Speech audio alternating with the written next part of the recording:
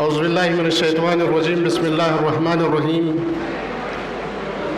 جیسا کہ آپ تمام اس بات کو خوب جانتے ہیں کہ آج ہمارے بیچ ملک کی عظیم شخصیت جن کا مایہ ناز علماء میں شمار ہوتا ہے، حضرت مولانا محمد عمرین محفوظ رحمانی صاحب یہاں تشریف فرما ہے۔ یہ ہمارے لیے عین سعادت ہے۔ میں کیمپس میں حضرت مولانا کا دل کی عمیق گہرائیوں سے استقبال کرتا ہوں اور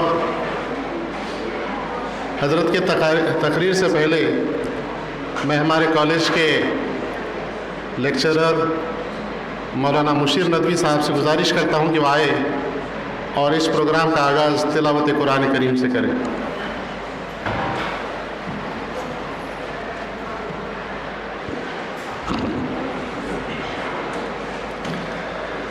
اعوذ باللہ من الشیطان الرجیم، بسم اللہ الرحمن الرحیم۔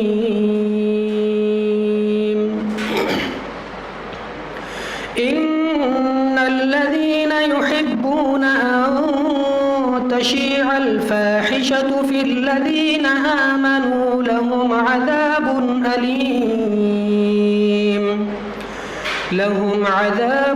أليم في الدنيا والآخرة والله يعلم وأنتم لا تعلمون، ولولا فضل الله عليكم ورحمته وأن الله رؤوف رحيم يا أيها الذين آمنوا لا تتبعوا خطوات الشيطان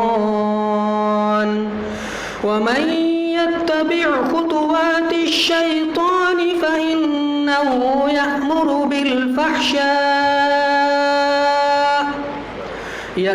بالفحشاء والمنكر ولولا فضل الله عليكم ورحمته ما زكى منكم من أحد أبدا ولكن الله يزكي من يشاء والله سميع عليم۔ صدق الله العظيم۔ شروع اللہ کے نام سے جو بڑا مہربان اور نہایت رحم والا ہے۔ یاد رکھو کہ جو لوگ یہ چاہتے ہیں کہ ایمان والوں میں بے حیائی پھیلے، ان کے لیے دنیا اور آخرت میں دردناک عذاب ہے، اور اللہ جانتا ہے اور تم نہیں جانتے۔ اور اگر یہ بات نہ ہوتی کہ اللہ کا فضل اور اس کی رحمت تمہارے شامل حال ہے اور اللہ بڑا شفیق مہربان ہے تو تم بھی نہ بچتے۔ اے ایمان والو، تم شیطان کے پیچھے نہ چلو، اور اگر کوئی شخص شیطان کے پیچھے چلے تو شیطان تو ہمیشہ بے حیائی اور بدی کی تلقین کرے گا۔ اور اگر تم پر اللہ کا فضل اور رحمت نہ ہوتی تو تم میں سے کوئی بھی کبھی پاک صاف نہ ہوتا، لیکن اللہ جس کو چاہتا ہے پاک صاف کر دیتا ہے، اور اللہ ہر بات سنتا ہے، ہر چیز جانتا ہے۔ سچ فرمایا رب عظیم نے۔ جزاکم اللہ خیر کثیر مولانا۔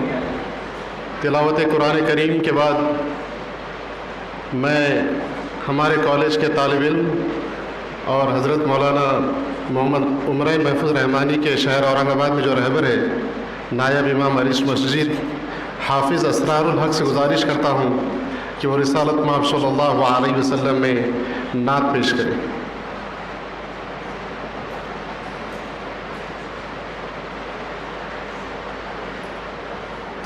السلام علیکم ورحمۃ اللہ وبرکاتہ۔ سب سے پہلے میں اس کیمپس کے پرنسپل ڈاکٹر مظہر احمد فاروقی سر کا شکریہ ادا کرتا ہوں۔ کہ حضرت کی آمد کے موقع پر ہم نے سر کو فون کیا اور سر نے اپنے اسٹوڈنٹ کی بات کو سنا اور فیروز سر کی رہبری میں ویلیو ایجوکیشن کمیٹی کے ذمہ داری میں سرپرستی میں اس پروگرام کو منعقد کیا۔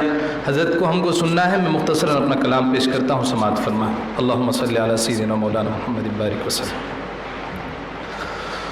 خدا کی عظمتیں کیا ہے، محمد مصطفیٰ جانے، خدا کی عظمتیں کیا ہے، محمد مصطفیٰ جانے، مقام مصطفیٰ کیا ہے، محمد کا خدا جانے، مقام مصطفیٰ کیا ہے، محمد کا خدا جانے۔ مدینے حاضری کی مانگتے رہنا دعا یارو، مدینے حاضری کی مانگتے رہنا دعا یارو، اثر ہوگا نہیں ہوگا دعا جانے، خدا جانے، خدا کی عظمتیں کیا ہے، محمد مصطفیٰ جانے۔ کہا جبریل نے سدرا تلک میری رسائی تھی، کہا جبریل نے سدرا تلک میری رسائی تھی، ہے کتنی منزلیں آگے نبی جانے، خدا جانے، مقام مصطفیٰ کیا ہے، محمد کا خدا جانے۔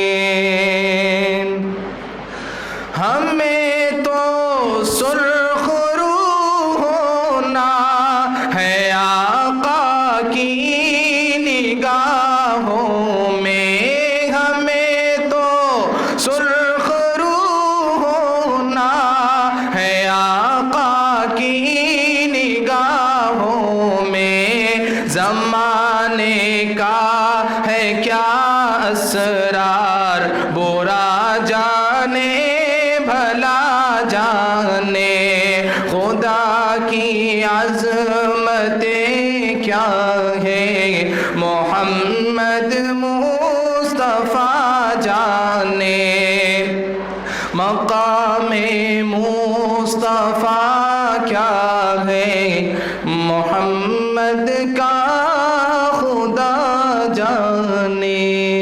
جزاک اللہ۔ جزاکم اللہ خیراً کثیرہ حافظ اسرار صاحب۔ اس کے بعد میں حضرت کے تعلق سے ایک بات آپ کو کہنا چاہتا ہوں کہ یہ وہ نوجوان عالم دین ہیں جو مسلمانوں کی ایک اپیکس باڈی ہندوستان میں ہے، مسلم پرسنل لاء بورڈ، اس کے سیکریٹری ہے، اور ایک تحریک کے طور پر، موٹیویشن کے طور پر جو طلباء ان سے کہنا چاہتا ہوں کہ مسلم ویکتک قاعدے منڈل ہے جس کو ہم بولتے ہیں، مسلم پرسنل لاء بورڈ، آپ 29 سال کے تھے تب جنرل سیکریٹری کی حیثیت سے منتخب ہوئے تھے، یہ بڑا اچیومنٹ ہے۔ بہرحال حضرت مولانا تعارف کے محتاج نہیں ہے، لیکن ہمارے کالج کا ایک طالب علم ہے، اس نے یہ کہا کہ چونکہ میرے شیخ ہمارے کیمپس میں آ رہے ہیں، میں ان کا تعارف پیش کرنا چاہتا ہوں۔ میں محمد عدنان جو 12ویں سائنس کے طالب علم ہیں، ان سے گزارش کرتا ہوں کہ اختصار کے ساتھ حضرت کا تعارف پیش کریں۔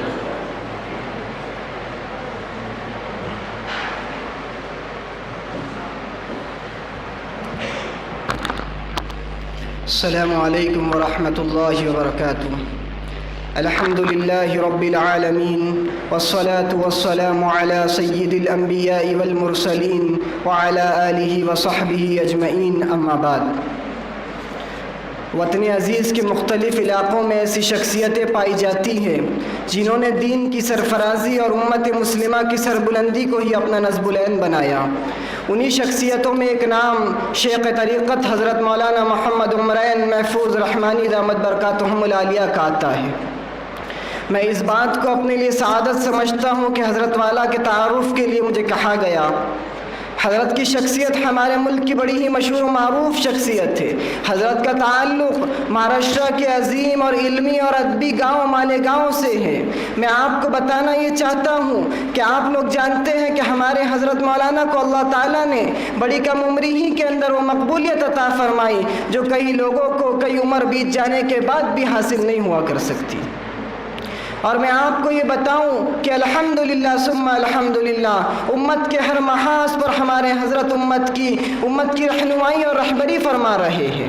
اس وقت امت کے ہر مرحلے پر، امت کے ہر مسئلے پر ہمارے حضرت امت کی قائدانہ کردار کے ساتھ رہنمائی فرما رہے ہیں۔ اور میں آپ کو بتاتا چلوں کہ مہاراشٹر کی عظیم دینی درسگاہ جو مالیگاؤں کے اندر واقع ہے، جامعہ مہد ملت جو ام المدارس کے نام سے جانا جاتا ہے، حضرت وہاں کے محتمم ہیں، اور خانقاہ رحمانی مالیگاؤں کے اندر حضرت وہاں کے سجادہ نشین ہیں۔ ہم جیسے ناکارہ اور گنہگار لوگ حضرت کی خدمت میں حاضر ہوتے ہیں۔ حضرت ہمیں جینے کا ڈھنگ بتاتے ہیں، ایک صحیح راستہ بتاتے ہیں، ہم اس پر عمل کرتے ہیں۔ اور میں آپ کو بتاؤں کہ آل انڈیا مسلم پرسنل لا بورڈ جو مسلمانوں کی ایک متحدہ جماعت ہے، حضرت والا اس کے سیکریٹری ہے۔ اور ہمارے ملک کے ممتاز اور جید عالم ربانی حضرت مولانا سید محمد ولی رحمانی رحمۃ اللہ علیہ، آپ کو حضرت سے خلافت حاصل ہے۔ حضرت نے 21 سال کی عمر میں آپ کو خلافت عطا فرمائی۔ اور میں اپنے حضرت کے بارے میں کیا کہوں، آپ شیخ طریقت بھی ہے، آپ رہبر شریعت بھی ہے، آپ قلم اٹھاتے ہیں تو آپ ایک بہترین مصنف بن جاتے ہیں، آپ تقریر کرتے ہیں تو آپ بہترین اور باکمال خطیب اور مقرر بن جاتے ہیں۔ میں کیا آگے آپ سے کہوں، میں یہ کہتا ہوں زمانے تعلیم ہی میں آپ کی ذہانت، آپ کی محنت اور آپ کی جد و جہد کو دیکھ کر، تمام تعلیمی شعبوں میں آپ کی نمایاں کامیابی کو دیکھ کر آپ کے اساتذہ نے یہ پیش گوئی کی تھی کہ یہ ننھا ستارہ ماہ کامل کی شخصیت اختیار کرے گا۔ آپ کے اساتذہ نے یہ پیش گوئی کی تھی۔ اور میں حضرت کا تعارف کروں گا تو شاید لمبا وقت گزر جائے گا، بس اتنا ہی کہتا ہوں کہ یہ الگ بات ہے کہ خاموش کھڑے رہتے ہیں، یہ الگ بات ہے کہ خاموش کھڑے رہتے ہیں، جو بڑے ہیں وہ بڑے ہی رہتے ہیں۔ اور ایسے درویشوں سے ملتا ہے ہمارا شجرا جن کے جوتوں میں کئی تاج یوں ہی پڑے رہتے ہیں۔ یہ مولانا کی آمد ہمارے کالج کے لیے سعادت کی بات ہے، ہمارے طلباء کے لیے خوش نصیبی کی بات ہے۔ میں تمام اہلیان آزاد کالج کی جانب سے مولانا کو خوش آمدید کہتا ہوں اور آپ کا استقبال کرتا ہوں، اور یہ کہتا ہوں اور اپنی بات ختم کرتا ہوں، اپنی آنکھوں پر ناز کرتا ہوں جب میں آپ کا دیدار کرتا ہوں، اپنی آنکھوں پر ناز کرتا ہوں جب میں آپ کا دیدار کرتا ہوں۔ رشک آتا ہے مجھے اپنی قسمت پر، میں ایسے کامل مرشد سے پیار کرتا ہوں۔ جزاک اللہ۔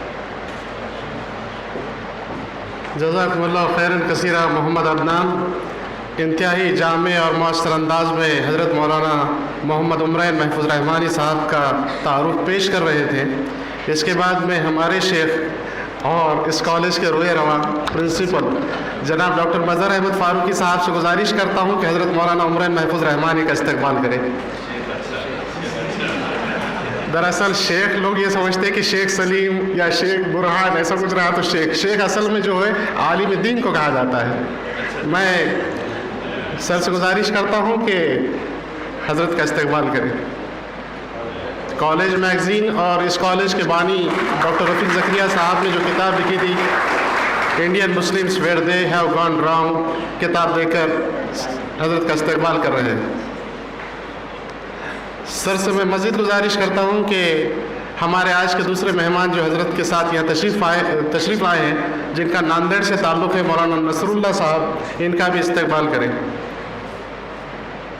مولانا نصر اللہ صاحب جو ناندیڑ سے تعلق رکھتے ہیں، یہ آل انڈیا مسلم پرسنل لا بورڈ کی جو کمیٹی اصلاح معاشرہ اس کے ممبر ہیں۔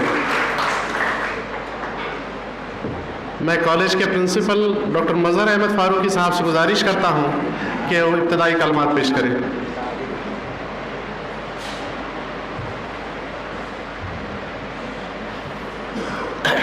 السلام علیکم۔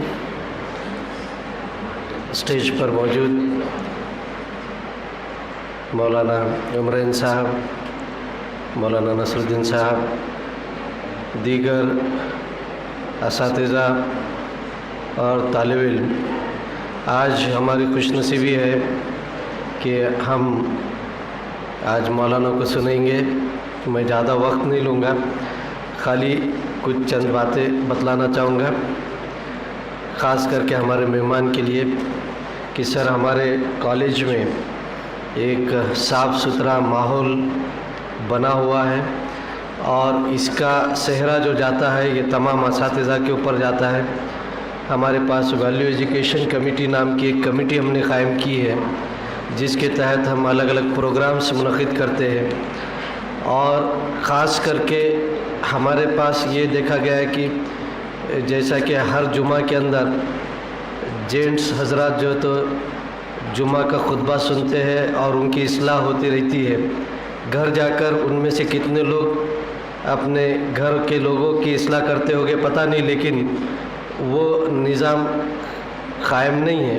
اس کو دیکھتے ہوئے ہم نے یہ سوچا تھا اور سوچا ہے، اس پہ عمل بھی کیا ہے کہ رمضان کے پہلے اور دوسرے عشرے میں مطلب 10-15 دن ہم لوگ جو ہے تو مختلف شہر کے جتنے بھی عالم دین ہوں گے، الگ الگ قسم کے مطلب مکتب فکر کے جسے کہا جائے گا، انہیں بلا کر ان کے خیالات یہاں پر ان لوگوں کے لیے یہاں پر جو ہے تو ہم نے ان کو بلایا اور انہوں نے اپنے اپنے خیالات رکھے، بات رکھی قرآن کے تعلق سے، دین کے تعلق سے، اصلاح معاشرے کے تعلق سے، تاکہ ہمارے پاس کی جو لیڈیز سٹاف ہے ان کی بھی اصلاح ہو اور روبرو وہ اپنے سوالات بھی پوچھ سکے۔ خالی ٹی وی پر دیکھ کر یا واٹس ایپ پر دیکھ کر جو ہے تو تشنگی پوری نہیں ہوتی ہے، اس کو ذہن میں رکھتے ہوئے ہم نے یہ چیز کیا تھا اور ماشاءاللہ بہت اچھے طریقے سے اس میں کامیابی حاصل ہوئی ہے۔ تو یہ تمام چیزیں میں زیادہ وقت نہیں لوں گا اور میں یہاں پر جو تو دعا کرتا ہوں کہ مولانا کا ہمارا ساتھ سمجھ لیجئے کہ یوں آگے اور بڑھتا رہے گا اور بھی ہمیں جو تو استفادہ کرنے کا موقع ملے گا۔ یہ ہم نے زیادہ اس کی نوٹس اس لیے نہیں کی، تشہیر اس لیے نہیں کی کہ یہاں جگہ نہیں پوری ہوتی ہے۔ ابھی دیکھتے ہیں آپ کہ بغیر کسی اس کے جو ہے تو یہ پورا حال بھرا ہوا ہے۔ تو میں یہاں پر رکتا ہوں۔ خدا حافظ۔ Thank you.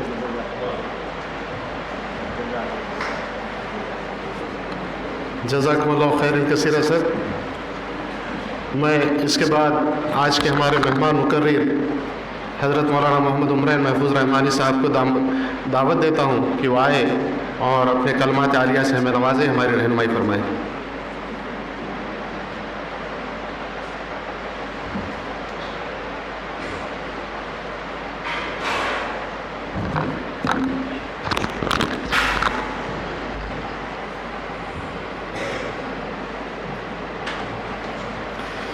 بسم اللہ الرحمن الرحیم وبه نستعین والصلاة والسلام على سیدنا محمد وعلى آلہ وصحبہ اجمعین، اما بعد۔ اعوذ باللہ من الشیطان الرجیم، بسم اللہ الرحمن الرحیم۔ وعلمک ما لم تکن تعلم وَكَانَ فَضْلُ اللَّهِ عَلَيْكَ عَظِيمًا۔ صدق اللہ مولانا العظیم۔ لائق صد احترام اس کیمپس کے روح رواں جناب مظہر فاروقی صاحب، آج کے اس پروگرام کے منتظم جناب فیروز پٹھان سر، اساتذہ کرام، طلبہ و طالبات، میرے لیے یہ خوشی کا موقع ہے اور فرحت و انبساط کی گھڑی ہے کہ اس نیک نامی رکھنے والے کیمپس میں اساتذہ اور طلبہ و طالبات سے کچھ کہنے کا، کچھ عرض کرنے کا موقع مل رہا ہے۔ سچی بات یہ ہے کہ پڑھے لکھے لوگوں کے درمیان گفتگو کی جائے تو اس بات کا احساس ہوتا ہے کہ بات جس سطح سے کہی جائے گی لوگ اس کو سمجھ لیں گے۔ میں مختصر وقت میں انشاءاللہ کچھ باتیں عرض کرنے کی کوشش کروں گا۔ مختصر کا لفظ میں نے آپ کی تسلی کے لیے کہا ہے، اس لیے کہ ہمارے طلبہ و طالبات کا مزاج میں اچھی طرح جانتا ہوں، اس لیے کہ میں خود طالب علم رہا ہوں اور اب بھی طالب علم ہوں۔ طلبہ کے مزاج میں کسی قدر عجلت پسندی اور تھوڑی بے صبری پائی جاتی ہے، تو بجائے اس کے کہ آپ لوگ دل ہی دل میں دعا کریں کہ میری تقریر ختم ہو جائے، میں خود کوشش کروں گا کہ وقت پہ اپنی بات مکمل کر لوں۔ ایک دلچسپ قصہ سنا دیتا ہوں تاکہ آپ میں تھوڑی تازگی آ جائے، پھر بات آگے بڑھاتا ہوں۔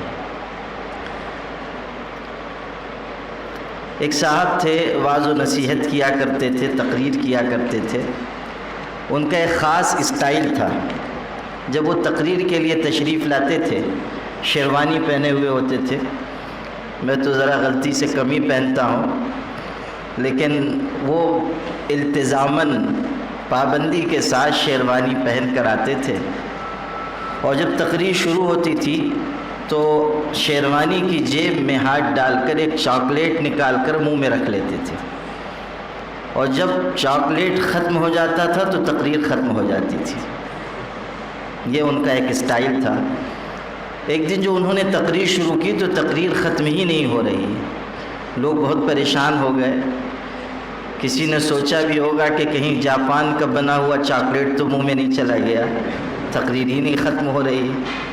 جب زیادہ دیر ہو گئی تو ایک صاحب سے رہا نہیں گیا، وہ کھڑے ہوئے مجمع میں، انہوں نے کہا اجی جناب آج کیا بات ہے کہ آپ کی تقریر ختم ہی نہیں ہو رہی ہے؟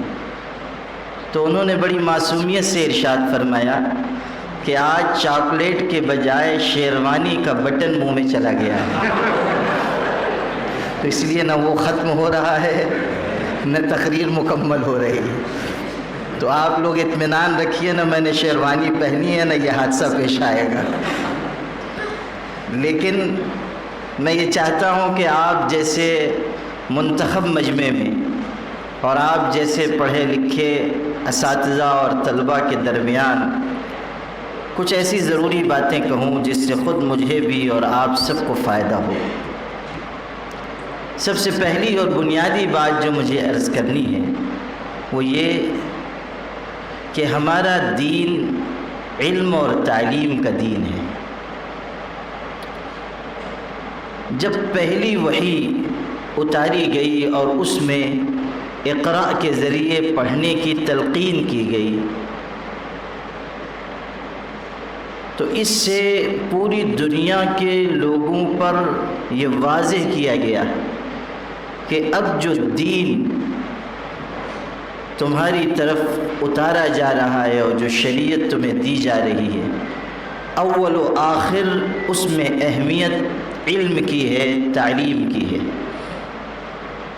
اس زمانے میں ہزاروں ایسی برائیاں تھیں کہ جن پر نکیر کی ضرورت تھی، لیکن ان برائیوں کے خلاف یا ان کو مٹانے کی ہدایت پر مشتمل کوئی بات کہنے کے بجائے تعلیم کی اہمیت پہلی وحی میں بیان کی گئی۔ یہ ایک نقطہ ہے جسے ہمیں سمجھنا ہوگا کہ علم کی اہمیت کے ساتھ پہلی وحی اس لیے اتاری گئی کہ ہمارے دین کا ذہن یہ ہے، کنسپٹ یہ ہے کہ جب علم آئے گا تو برائیاں خود بخود مٹ جائیں گی، جب تعلیم آئے گی تو خرابیاں خود بخود دور ہوں گی۔ جہالت برائیوں کو جنم دیتی ہے، تعلیم اگر وہ صحیح سمت میں ہے تو برائیوں کو مٹا دیتی ہے، خرابیوں کو ختم کر دیتی ہے۔ سفر یہاں سے شروع ہوا تھا، علم کا سفر، اور یقین مانیے کہ جو لوگ اولین وحی کے اولین مخاطب تھے، ان لوگوں نے علم اور تعلیم کی اہمیت کو نہ صرف یہ کہ سمجھا بلکہ عملاً اسے برت کر دکھایا۔ علم کی راہ میں غیر معمولی مشقت جھیلی گئی۔ اس زمانے میں جبکہ یورپ، جبکہ مغربی ملک، دنیا کی مختلف تہذیبیں، یونانی علم اور فلسفہ، وہ سب جہالت کی باتوں کے ارد گرد گھوم رہے تھے، مسلمانوں نے تعلیم کے میدان میں غیر معمولی ترقی کی۔ اور یہ کون بھلا سکتا ہے کہ مسلمانوں نے جو کتابیں لکھی مختلف علوم میں، جغرافیہ میں، علم حکمت و طب میں، علم الجبرا میں، وہ کتابیں 500 سال تک یورپ کی یونیورسٹیز میں پڑھائی جاتی رہی۔ ہمارے درمیان ایسے لوگ پیدا ہوئے جو علوم میں بہت ممتاز ہوئے۔ آپ دیکھیے خوارزمی نام کا ایک شخص ہے، لیکن اس نے علوم میں ایسی ترقی کی کہ آج تک اس کی علم و فن سے دنیا فائدہ اٹھاتی ہے، مسلمان نہیں، دنیا۔ یہ جو جدید میڈیکل سائنس میں جراحی کے آلات ہیں، آپریشن کے آلات ہیں، وہ زہراوی نامی شخص کے بنائے ہوئے نقشے کے مطابق آج تک بنائے جاتے ہیں۔ زہراوی کے نام پر یورپ میں مختلف شاہراہوں کو منسوب کیا گیا ہے، زہراوی کے نام سے۔ کیوں؟ اس لیے کہ دنیا نے یہ سمجھا کہ یہ شخص نہ صرف ہمارا بلکہ پوری دنیا کا محسن ہے، اس نے کروڑوں انسانوں کی جان بچانے میں کلیدی کردار ادا کیا۔ ان کے بنائے ہوئے نقشے کے مطابق آپریشن کے آلات تیار ہوتے ہیں۔ ابو علی سینا پیدا ہوا، اس نے کتاب الطب لکھی جس میں آنکھ کی 130 بیماریوں کا علاج لکھا، اس کے آثار، علامات اور کس طرح ان بیماریوں کا علاج کیا جائے گا، اس پر سیر حاصل بحث کی۔ امام محمد پیدا ہوئے جو فقہ حنفی کے تیسرے امام ہیں، انہوں نے سیر کبیر لکھی، ان کی عربی میں کتاب ہے سیر کبیر۔ دنیا میں سلطنت کے اصول کیا ہوں گے، آداب کیا ہوں گے، صلح اور جنگ میں کن چیزوں کو اپنایا جائے گا، مملکت کن ستونوں پر قائم ہوگی، اس پر انہوں نے اس کتاب میں ایسی زبردست چیزیں لکھی کہ ایک انگریز نے جب ان کی کتاب سیر کبیر پڑھی، امام محمد ابن حسن شیبانی، یہ وہ شخص ہے کہ ان کے نام سے یورپ میں اکیڈمی قائم ہے، شیبانی انٹرنیشنل لا نام کی، ان کے نام سے قائم کی گئی، شیبانی انٹرنیشنل لا۔ آپ غور کیجئے کہ کتنی باریکی قانون کے علم میں ان کو حاصل رہی ہوگی، یورپ ان کے علم کا قائل۔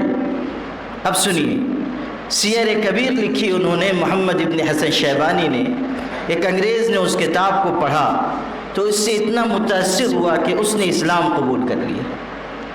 اس کے ساتھیوں نے کہا صرف ایک کتاب پڑھ کر تم مسلمان ہو گئے؟ تو اس نے کتنا خوبصورت جواب دیا، کہنے لگا کہ جب میں نے یہ کتاب پڑھی تو اس کے علم سے مجھ پر اتنا تأثر ہوا کہ میرے دل سے یہ آواز آئی کہ جب چھوٹے محمد کے علم کا یہ عالم ہے تو بڑے محمد کے علم کا کیا عالم ہوگا۔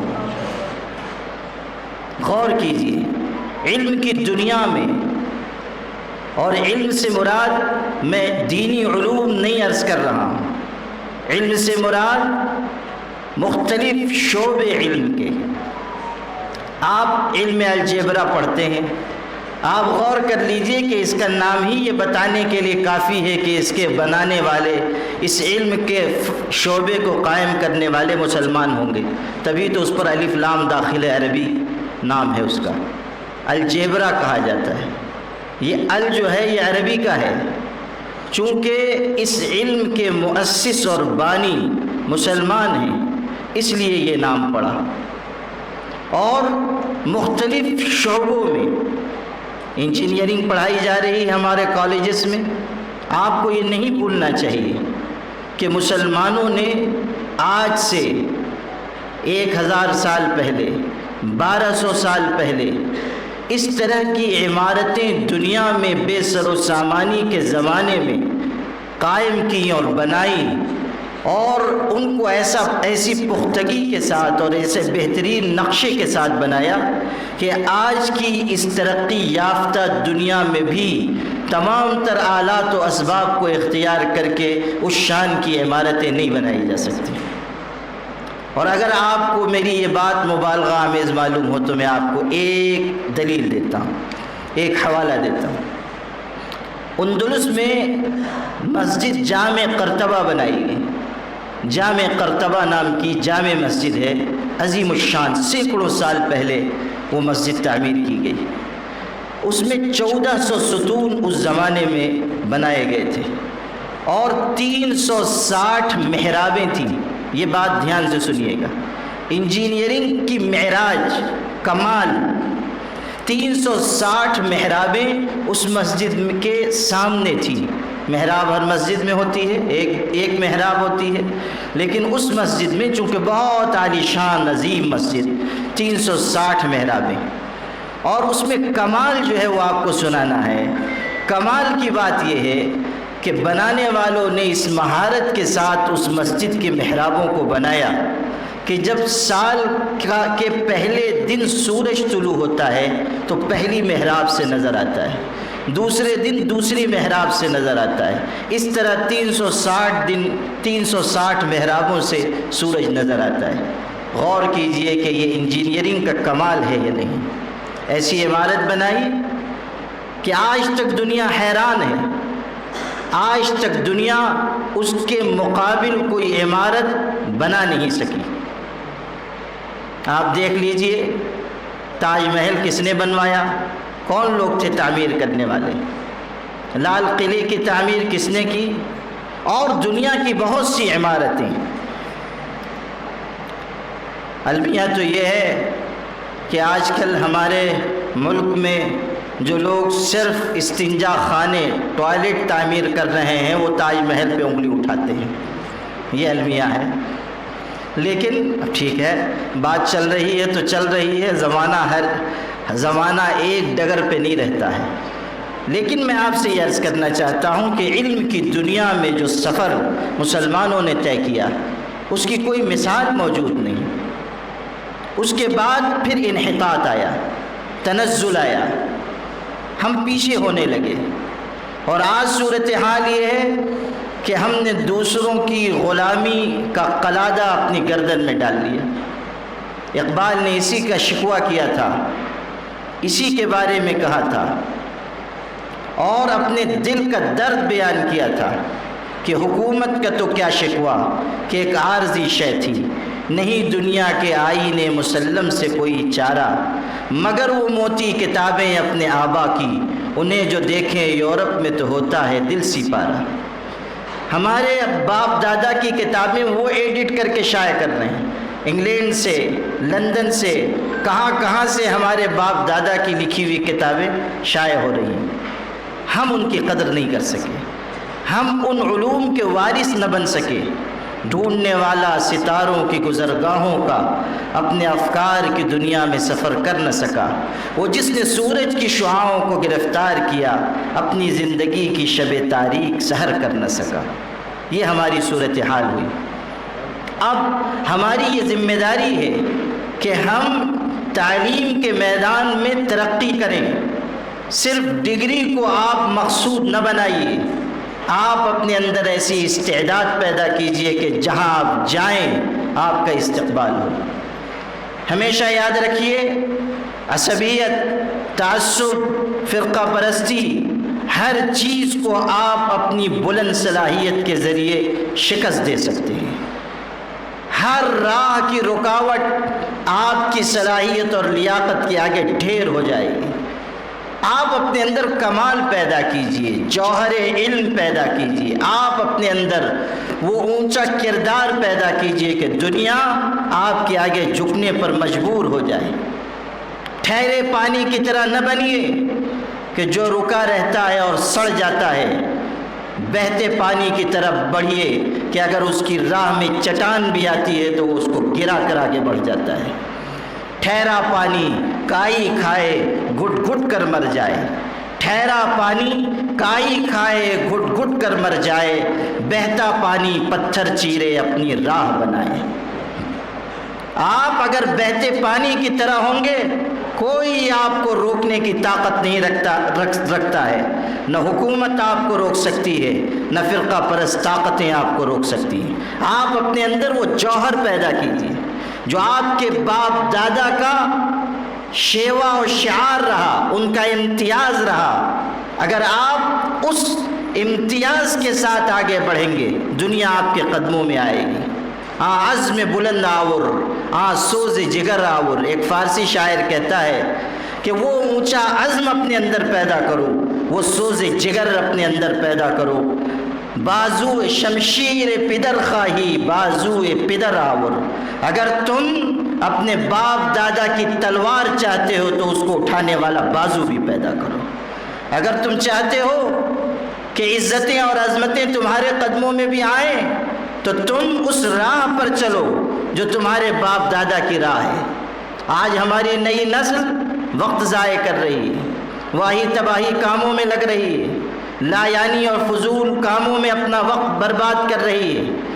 ہمیشہ یاد رکھیے، صدیوں کا یہ تجربہ ہے کہ جن لوگوں نے وقت ضائع کیا، وقت نے ان کو برباد کر دیا۔ امام شافعی نے کتنی خوبصورت بات کہی تھی کہ میں مشائخ کی خدمت میں رہا، میں نے ان سے 2 باتیں سیکھی، برسوں رہنے کے بعد 2 باتیں سیکھی۔ ایک بات یہ کہ انسان کا نفس اگر اس کو حق میں مشغول نہ کیا جائے تو وہ انسان کو باطل میں مشغول کر دے گا۔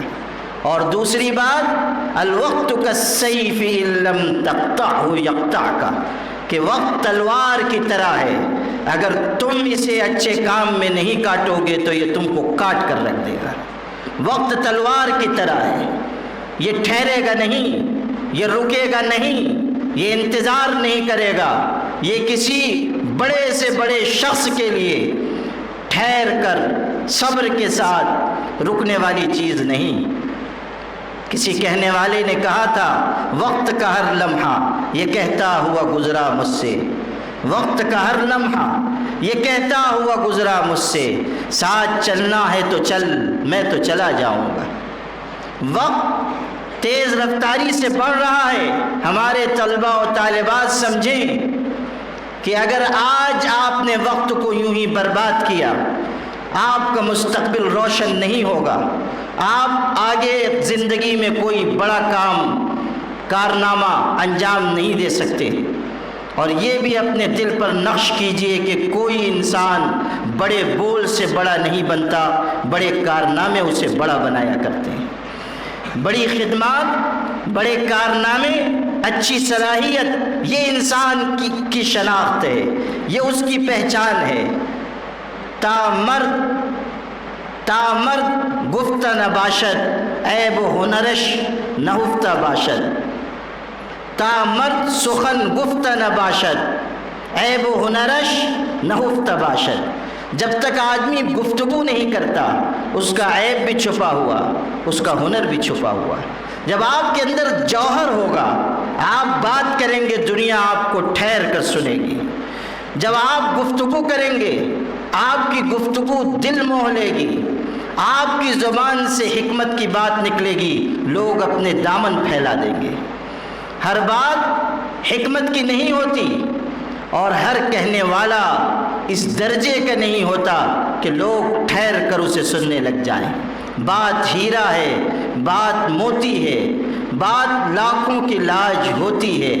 بات ہر بات کو نہیں کہتے، بات مشکل سے بات ہوتی ہے، بات مشکل سے بات ہوتی ہے۔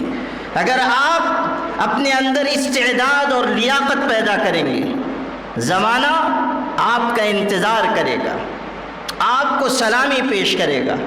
اور اگر آپ زمانے کی بھیڑ میں گم ہو گئے، آپ نے اپنی استعداد اور صلاحیت اپنے اندر نہ پیدا کی، کوئی آپ کو ماننے والا نہیں، کوئی آپ کو جاننے والا نہیں۔ میرے عزیزوں، اپنے اندر ایک بنیادی تبدیلی پیدا کرو۔ وہ تبدیلی یہ کہ ایک مقصد کے لیے جینا ہے۔ قرآن نے ہمیں سکھایا ہے ہم یوں ہی کائنات میں نہیں پیدا کیے گئے۔ افحسبتم انما خلقناکم عبثا وانکم الینا لا ترجعون، کیا تمہیں یہ گمان ہے کہ ہم نے تم کو یوں ہی پیدا کر دیا اور کیا تم ہماری طرف لوٹائے نہیں جاؤ گے؟ دو باتیں قرآن کہہ رہا ہے، ایک تو مقصد زندگی متعین، اور دوسری بات یہ کہ تم یہ نہ بھولنا کہ جو چاہو گے کر لو گے، ایک دن لوٹ کر میری بارگاہ میں آنا ہے، زندگی کا حساب دینا ہے۔ جو تم کرنا چاہو کر لو، خیانت، بے ایمانی، تحقیر، تنقیص، لوگوں سے حسد کرنا، لوگوں کی مخالفت، دشمنی، جو چاہو کر لو، مگر یاد رکھو جو کچھ تم کر رہے ہو لکھا جا رہا ہے، اور قیامت کے دن ایک ایک چیز کا حساب ہونا ہے، سارے راز کھول دیے جائیں گے۔ یوم تبلی السرائر فما له من قوت ولا ناصر، قیامت کا دن وہ ہوگا جب راز ظاہر کر دیے جائیں گے، کوئی قوت بچانے والی، کوئی مدد کرنے والا موجود نہیں ہوگا۔ اللہ حساب لینے والا ہے، وہ حساب لے گا، اور انسان چاہے زندگی کی کسی راہ سے گزرے، انسان زندگی کی کسی راہ سے گزرے، آخری انجام موت ہے، آخری انجام فنا ہے۔ قبر کے چوکٹے خالی ہیں انہیں مت بھولو، جانے کب کون سی تصویر لگا دی جائے۔ انسان اپنے انجام کی طرف بڑھ رہا ہے، انسان اپنی قبر کی طرف جا رہا ہے، انسان اپنے حساب کی طرف بڑھ رہا ہے۔ حساب ہونا ہے، یوم الحساب آنا ہے۔ ہماری بچیاں، بہنیں، بیٹیاں اور یہاں کی معلمات بھی ہیں، ایک بات یاد آ گئی یوم الحساب پر۔ ایک بڑی اونچی خاتون گزری ہیں، ہارون الرشید کی اہلیہ تھی، زبیدہ نام تھا۔ انہوں نے بہت بڑی نہر کھدوائی تھی۔ جو لوگ جاتے تھے حج عمرہ کے لیے اس زمانے میں پیاس کی شدت سے راستے میں دم توڑ دیتے تھے، کوئی نظام نہیں تھا، غربت، افلاس۔ اس خاتون کا حوصلہ دیکھیے، اس نے ہزاروں کلومیٹر لمبی نہر کھدوائی، پانی کا بہترین نظام کیا، سینکڑوں سال تک نہر زبیدہ سے لوگوں نے پانی پیا ہے۔ ایک خاتون کا کارنامہ۔ اب سنیے، ملکہ تھی، حکم دیا نہر بنائی جائے گی اور جو حساب ہو لکھا جائے، آخر میں مجھے دکھایا جائے، جتنے پیسے لگیں لگا دیے جائیں۔ اپنا پیسہ خرچ کیا نہر بنوانے میں۔ جب برسوں برس کے بعد نہر تیار ہوئی، اور اس زمانے میں کروڑوں روپے کا خرچ ہوا تھا، آپ اندازہ کیجئے، ہزاروں کلومیٹر لمبی نہر بنائی گئی۔ وہ سارے لوگ جو منتظم تھے، انجینئر تھے، وہ سب بڑے بڑے دفتر لے کر آئے حساب کے۔ جب نہر بن چکی، اب حساب پیش ہو رہا ہے۔ اس خاتون کا حوصلہ دیکھیے، اس کا جذبہ دیکھیے، اس کا دین دیکھیے، اللہ سے تعلق دیکھیے۔ کتنا خوبصورت جملہ اس خاتون نے کہا۔ لوگوں نے کہا ملکہ حساب ہے دیکھ لیجئے، دفتروں میں حساب دیکھ لیجئے۔ اس نے ایک نگاہ غلط ڈالنا بھی پسند نہیں کیا، فرمایا ترکنا الحساب لیوم الحساب، ہم نے حساب کو حساب والے دن کے لیے چھوڑ دیا ہے۔ ہم نے یہ کام اپنی آخرت کے لیے کیا ہے، جو پیسہ خرچ ہوا ہو ہم نے یوم الحساب کے لیے اس کو چھوڑ دیا، اللہ کے ہاں ہم اس کا اجر لیں گے۔ ہمیں نہیں دیکھنا کیا پیسہ لگا اور کیا نہیں لگا، اللہ کے ہاں اس کا اجر محفوظ ہے۔ یہ خاتون کا جذبہ، یہ اس کا حوصلہ، یہ اس کی دینداری، یہ اس کے اندر آخرت کا احساس۔ ہم غور کریں ہم اللہ سے کتنا ڈر رہے ہیں، غور کریں کہ ہم کس راہ پر چل رہے ہیں۔ آج کی بے حیائی، آج کی غلط گفتگو، آج کی ہماری نگاہوں کی خیانت کل ہمارے لیے شرمندگی کا سبب ہوگی۔ ہمارے نوجوان عزیز سمجھیں اسے کہ زندگی لذتوں اور خواہشات کا نام نہیں ہے، زندگی پیدا کرنے والے رب کو راضی کرنے کا نام ہے۔ زندگی بندگی کا نام ہے، زندگی آمد برائے بندگی، زندگی بے بندگی شرمندگی، زندگی آئی ہے بندگی کے لیے، بے بندگی کے زندگی گزرے گی، خدا کے ہاں شرمندگی اٹھانی پڑے گی۔ کوئی بڑے سے بڑا انسان ہو، بڑے سے بڑے منصب پر ہو، بڑے سے بڑا عہدہ رکھنے والا ہو، سمجھ لیجئے اس کو، کل قیامت کے دن نہ اس کا منصب کام آئے گا، نہ اس کی دولت کام آئے گی، نہ اس کا علم اسے بچا سکے گا۔ قیامت کے دن سب کا حساب برابر کیا جائے گا۔ ہمارا عقیدہ آخرت ہمارے دل میں ہے، ہمارا آخرت پر ایمان ہے، مر کر خدا کی بارگاہ میں جانا ہے، اور موت سے ہم قریب ہوتے جا رہے ہیں۔ آنے والی کس سے ٹالی جائے گی، جان ٹھہری جانے والی جائے گی، روح رگ رگ سے نکالی جائے گی، ایک دن تجھ پہ خاک ڈالی جائے گی، ایک دن مرنا ہے آخر موت ہے، کر لے جو کرنا ہے آخر موت ہے، آخری انجام موت ہے۔ ہم غور کریں کہ ہم نے اس قبر والے دن کے لیے کیا تیار کیا ہے، اور اس بات کو دل پر نقش رکھیے کہ جو رات قبر میں آنی ہے وہ دنیا میں نہیں آ سکتی۔ وقت جو لکھا ہے ٹل نہیں سکتا، لن یؤخر اللہ نفسا اذا جاء اجلها، جب وقت آ جائے گا نہ آگے جائے گا نہ پیچھے ہٹے گا۔ قرآن پاک میں آپ پڑھیے، بار بار ہمارے دل کے دروازوں پہ دستک دی گئی کہ زندگی کی رنگینیوں میں یہ نہ بھول جانا کہ تمہارے قدم موت اور فنا کی طرف بڑھ رہے ہیں۔ رنگ رلیوں پہ زمانے کی نہ جانا اے دل، یہ خزاں ہے جو بانداز بہار آئی ہے، خزاں ہے بانداز بہار آئی ہے، جس کو ہم رنگینی سمجھ رہے ہیں، یہ مٹ جانے والی چیز ہے۔ کتنے آئے اور چلے گئے، بڑے بڑے بادشاہ پیدا ہوئے اور مٹ گئے، ہم بھی دنیا سے رخصت ہونے والے ہیں، آج نہیں تو کل نہیں تو پرسوں ہمیں بھی خدا کی بارگاہ میں جانا ہے۔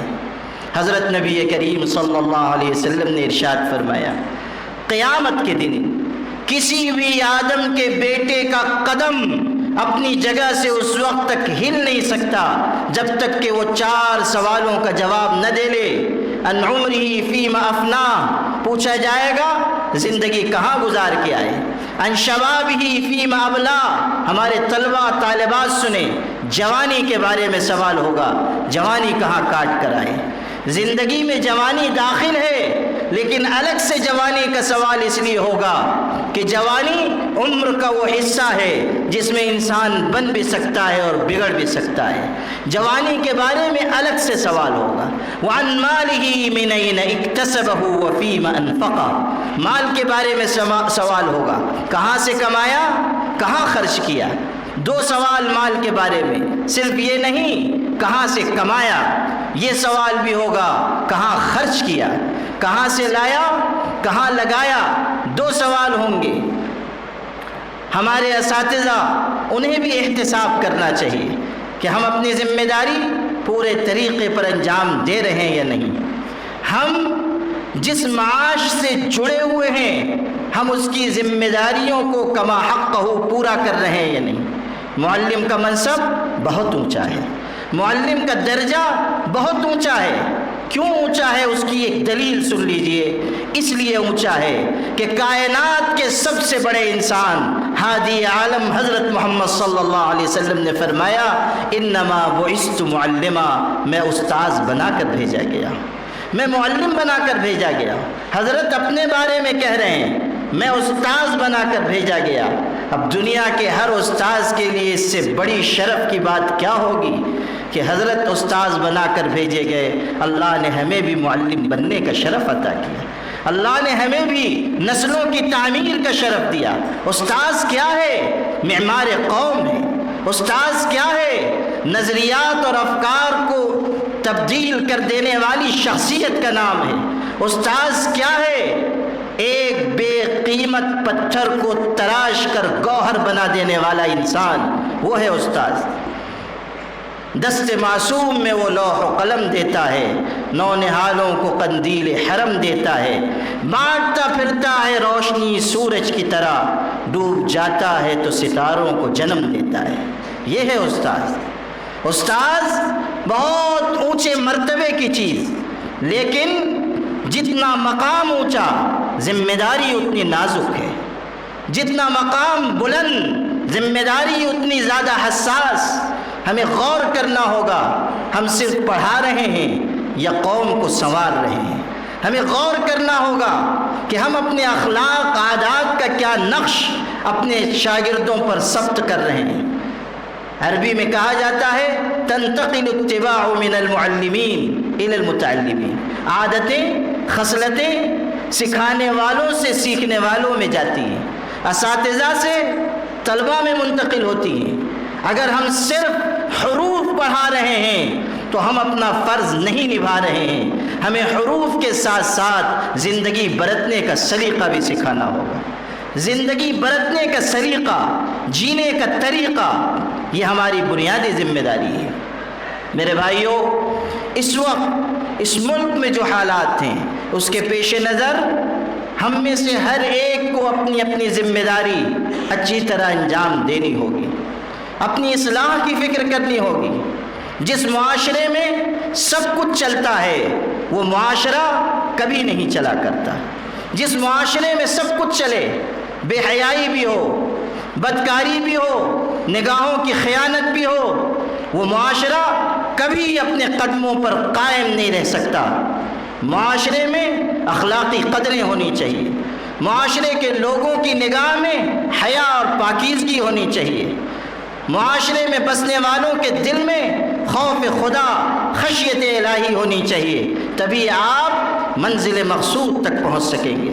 ورنہ آپ بہت اونچے منصب تک بھی پہنچ گئے، ڈگری بھی پالی، ملازم بھی ہو گئے، کامیاب تاجر بھی بن گئے، اور آپ کے دل میں اللہ کا خوف نہیں اور اچھے اعمال کی رغبت نہیں، تو سمجھ لیجئے منزل دور سے حسرت کے ساتھ آپ کو تکتی رہے گی۔ یہ راستہ منزل تک پہنچانے والا نہیں ہے۔ ہاں، پابندیوں کی وجہ سے آپ کو تھوڑا نفس پر جبر کرنا ہوگا، آپ کو اپنے ارمان تھوڑے کچلنے ہوں گے۔ یہی تو امتحان ہے، یہی آزمائش ہے، اسی سے ہمیں گزرنا ہے۔ میرے ساتھ ساتھ چلے وہی جو کہ خار راہ کو چوم لے، جسے کلفتوں سے گریز ہو وہ میرا شریک سفر نہ ہو۔ آپ ایک سمت متعین کیجئے کہ ہمیں حیا کے ساتھ جینا ہے، اخلاق کے ساتھ جینا ہے، خدا کے لیے جینا ہے، اور اس طرح جینا ہے کہ کوئی ہماری زندگی پر انگلی نہ رکھ سکے، اور جب ہم خدا کی بارگاہ میں جائیں سرخرو ہو جائیں، اللہ کے ہاں کامیاب ہو جائیں۔ بس یہ زندگی کا رخ متعین کیجئے، محنت سے پڑھیے، محنت سے پڑھائیے، اور اپنی قوم میں جوہر قابل پیدا کرنے کے لیے انتھک محنت کیجئے۔ اگر آپ بہترین محنت کریں گے منزل ضرور ملے گی، منزل ضرور ملے گی، مل ہی جائے گا ہدف خواہ ہو کتنا ہی بلند، مل ہی جائے گا ہدف خواہ ہو کتنا ہی بلند، شرط یہ ہے کہ کوشش اسی معیار کی ہو۔ وآخر دعوانا الحمدللہ۔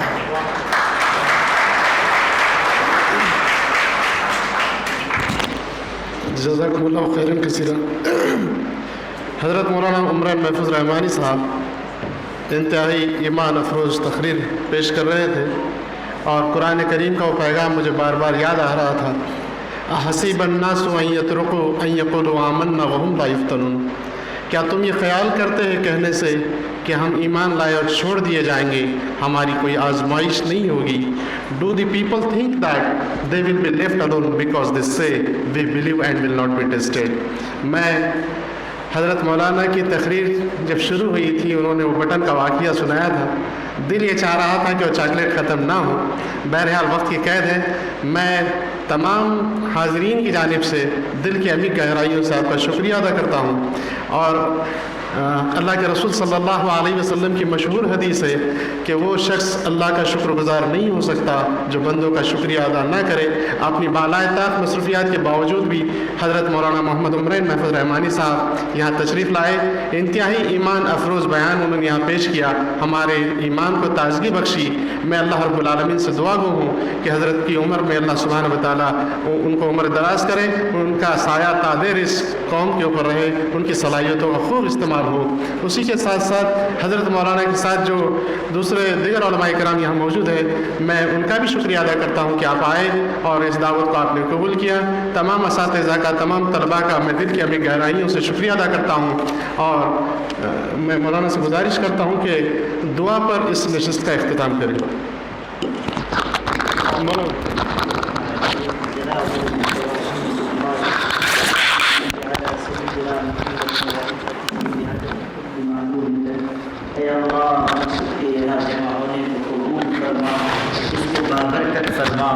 کہی گئی باتوں میں سے جو خیر کی باتیں ہیں اس پر عمل کی توفیق عطا فرما. اللہ نفس و شیطان کے فتنوں سے حفاظت فرما. تیری بارگاہ میں فریادی بن کر, بیکاری بن کر, فقیر بن کر حاضر ہیں. جانتے ہیں کہ تو ہی نوازنے والا ہے, تو ہی دینے والا ہے, تو ہی عطا کرنے والا ہے. اللہ تو ہم سب کو نعمت, برکت, ہدایت اور نجات عطا فرما. اللہ آج تک جو کچھ ملا ہے تیرے در سے ملا ہے, آئندہ جو ملے گا تیرے در سے ملے گا. جو تو نے دیا ہے اس پر شکر کی توفیق عطا فرما. جو ہم کو نصیب نہیں ہوا اللہ اپنے کرم سے عطا فرما. اللہ ہم گواہی دیتے ہیں کہ تو ہی بخشنے والا اور معاف کرنے والا ہے. اللہ ہماری ہر خطا کو معاف فرما. اللہ اگرچہ کہ ہم نے تیری بندگی نہیں کی مگر ہم بندے تو تیرے ہی ہیں, اس نسبت کی وجہ سے ہمیں معافی عطا فرما. حضرت نبی کریم صلی اللہ علیہ وسلم سے کامل محبت عطا فرما. اللہ انہوں نے ہماری ہدایت کی خاطر کتنی تکلیفیں اٹھائی ہیں, دکھ جھیلے ہیں, ان کی راہ میں کانٹے بچھائے گئے, ان پر پتھر پھینکا گیا, ان کو پاگل, دیوانہ, مجنوں, جھوٹا کہا گیا. اللہ ہم پیٹ بھر بھر کر کھا لیتے ہیں مگر ہمارے آقا 2-2, 3-3 مہینے تک ان کے گھر میں چولہا بھی نہیں جلتا تھا, پانی کھجور پر گزر بسر ہوتی تھی. اللہ کیسی کٹھنائیاں جھیل کر دنیا سے گئے. اللہ آج ہم دین کی دعوت خدمت کے لیے کہیں جاتے ہیں تو ہمارا استقبال ہوتا ہے, لوگ تعریف کرتے ہیں, ہمارے قدموں میں پھول بچھائے جاتے ہیں. مگر تیرے پیغمبر دین کی دعوت کے لیے نکلتے تھے تو راستے میں کانٹے بچھائے جاتے تھے, اور بھرے بازار میں ان کو پاگل کہا جاتا تھا اور پتھر مارا جاتا تھا. کبھی گھر شام کو لوٹ کر آتے, کہیں پتھر کا زخم لگا ہوتا. ننھی بیٹی فاطمہ گھر کے دروازے پہ ہاتھ پکڑتی تھی, گھر میں لے کر آتی تھی, کھجور کی چٹائی جلا کر اس کی راکھ اپنے ابو کے زخم پر رکھتی تھی, اور اس وقت درد سے کہتی ہوں گی بابا کب تک آپ کو ستایا جائے گا اور کب تک آپ کو مارا جائے گا. اللہ اس وقت تیرے پیغمبر کہتے تھے بیٹی صبر کرنا, ایک دن آئے گا تیرے باپ کا لایا ہوا دین دنیا کے ہر کچے پکے گھر میں داخل ہو جائے گا. اللہ ان پر, ان کی آل و اولاد پر, ان کے صحابہ پر اپنی رحمت نازل فرما. اس پورے کیمپس کو قبول فرما. یہاں کے اساتذہ, معلمین, معلمات, پڑھنے والے, پڑھانے والے سب کو قبول فرما. ہم سب کے اٹھے ہوئے ہاتھوں کو قبول فرما. ہماری دعاؤں کو مقبول فرما. اللہ جو زندگی باقی ہے تیری طاعت میں, عبادت میں گزارنے کی توفیق عطا فرما. ربنا تقبل منا انك انت السميع العليم وتب علينا انك انت التواب الرحيم. سبحان ربك رب العزة عما يصفون وسلام على المرسلين والحمد لله.